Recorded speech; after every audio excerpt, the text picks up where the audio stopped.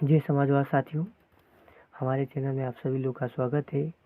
आइए बता देना चाहते हैं कि गोला विधानसभा लखीमपुर खीरी में सरकार पर जमकर बोले स्वामी प्रसाद मौर्य जी।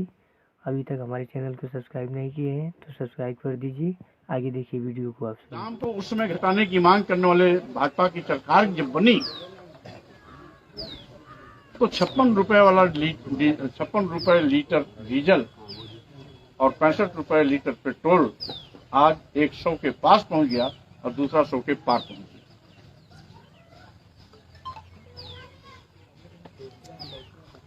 आपके घरों में खाना बनाने के लिए गैस सिलेंडर आता है, ये 300 रुपए मिलता है, आज इसकी कीमत 1000 रुपए के पार पहुंच गई, 1082।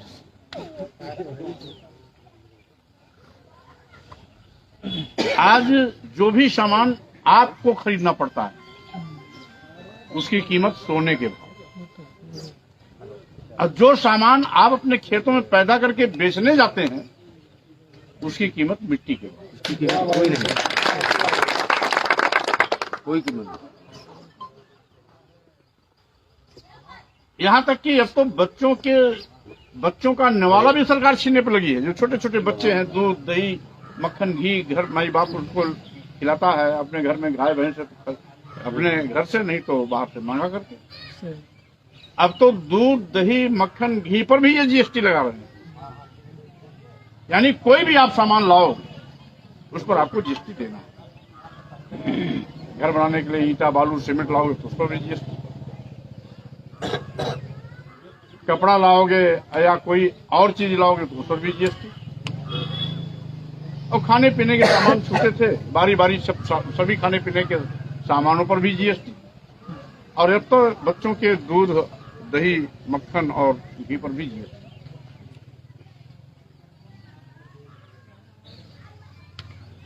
यही नहीं, आज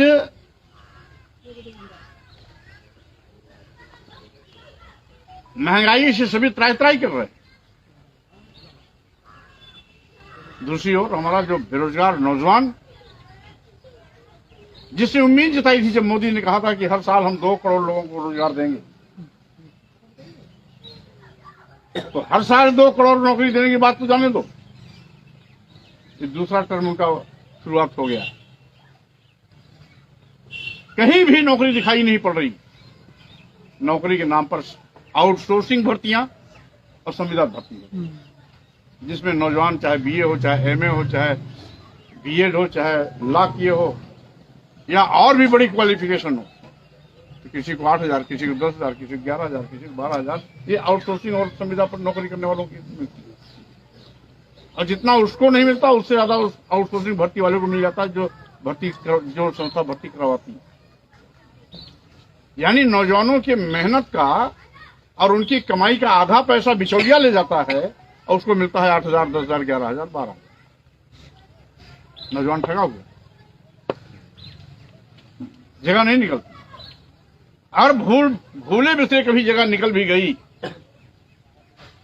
भूले बिसरे कभी जगह निकल भी गई तो पहले तो उसकी परीक्षा नहीं हो पाती। अगर परीक्षा सरकार कराती भी है तो उसका पर्चा लीक आउट हो जाता है, परीक्षा निरस्त हो जाती है। यदि कोई परीक्षा संपन्न भी हो गई तो उसका रिजल्ट 2, 3, 4 साल नहीं आता है। ये हालात आज पूरे प्रदेश में बड़े पैमाने पर नौजवान बेरोजगारी के दौर से गुजर रहा है। ये सरकार बेरोजगारों की फौज तैयार कर रही है। अब तो सेना की भर्ती भी आउटसोर्सिंग और संविदा करना शुरू कर दी। यानी जो अपनी जान हथेली पे रख करके देश की सीमा की रक्षा करने के लिए अपने को शहीद करता है, कुर्बान करता है, उसकी कीमत भी अब संविदा कर्मी के रूप में होगी। ये सरकार नहीं है, ये ईस्ट इंडिया कंपनी हो गई है। जिस तरीके से ईस्ट इंडिया कंपनी इस देश में आकर के लूट करके पूरे देश की खजाना खाली कर दिया, उसी प्रकार से भाजपा सरकार केंद्र की हो या प्रदेश की, पूरे देश की सारी सरकारी संपत्तियों को अपने चहेते उद्योगपतियों के हाथ में आपकी गाढ़ी कमाई और खून पसीने के पैसे से बनी अरबों खरबों की संपत्ति को कौड़ियों के भाव बेच रही है। इस सरकार ने कई पोरबंदर बेच दिए। इनके मात्र दो चहेते बड़े उद्योगपति हैं, एक है अदानी, एक है अंबानी। तुम लो अदानी, तुम लो अंबानी, किसी को पोरबंदर दे रहे हैं, किसी को एयरपोर्ट दे रहे हैं, किसी को एयर इंडिया दे रहे हैं, किसी को LIC दे रहे हैं, किसी को रेलवे स्टेशन दे रहे हैं, और किसी को कई ट्रेनें भी दे दिया कि तुम चलाओ। और जानकारी मिली है, इनकी प्लानिंग है धीरे धीरे प्रदेश की सरकारी प्राइमरी स्कूलों को भी ये प्राइवेट हाथों में देने की योजना बना रहे हैं। इसीलिए प्रदेश के सारे प्राइवेट स्कूलों में, सारे सरकारी स्कूलों में इनका कोई ध्यान नहीं।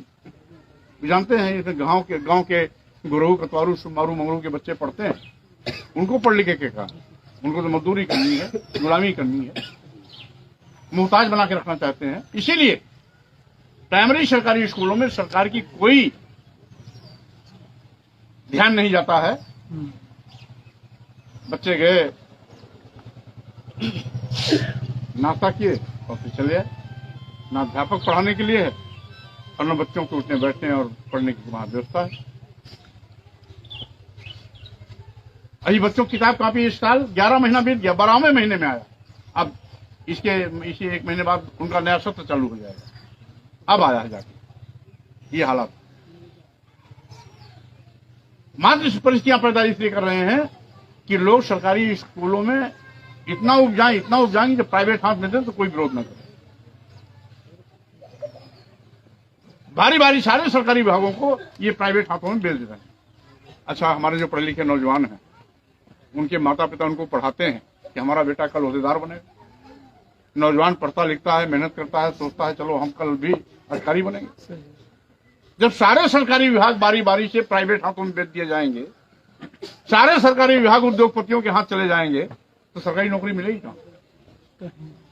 क्या व्यापारियों को सरकारी नौकरी मिलती है? तो ये सरकार की नियत है, अभी नहीं कभी नहीं। ना सरकारी नौकरी मिल रही है, ना कभी नहीं की व्यवस्था कर रहे हैं कि बारी बारी सारे सरकारी विभाग अदानी और अंबानी या अन्य बड़े उद्योगपतियों को दे दिया जाए तो न रहेगी बांस, न बजेगी बांसुरी, न रहेगा सरकारी विभाग, न मिलेगी सरकारी नौकरी। इसलिए ये चुनाव बहुत महत्वपूर्ण है। इस सीट के जीतने से हमारी सरकार नहीं बन रही और हारने से भाजपा सरकार जा भी नहीं रही। लेकिन यदि समाजवादी पार्टी इस सीट को जीत जाती है, विनय तिवारी विधायक बन जाते हैं,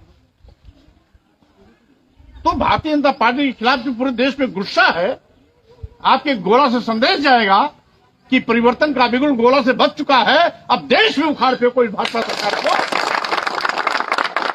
यानी आने वाली राजनीति का रास्ता आपके गोला से शुरुआत होगा।